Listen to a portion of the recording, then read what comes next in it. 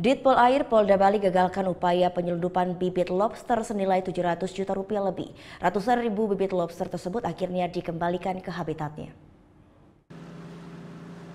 BP2SPL dan Balai Karantina Ikan Denpasar serta Ditpol Air Polda Bali melepas liarkan sekitar 800 ribu lebih bibit lobster. Bibit lobster senilai 700 juta lebih ini dilepaskan di perairan Nusa Dua Bali pada Senin siang. Ratusan ribu bibit lobster ini merupakan hasil tangkapan Ditpol Air Polda Bali pada Minggu malam kemarin di Pelabuhan Gilimanuk. Saat diamankan petugas, para pelaku tidak bisa menunjukkan dokumen pengiriman.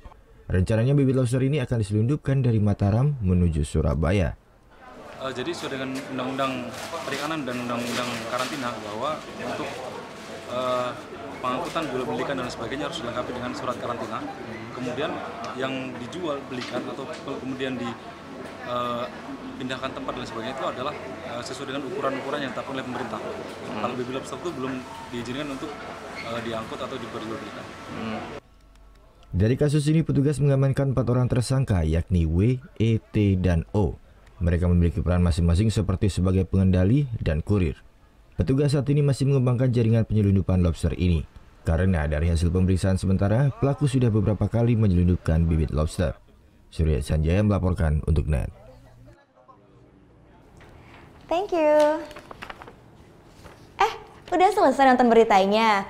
Jangan pergi dulu dong. Subscribe dulu dan nonton tayangan lainnya di sini.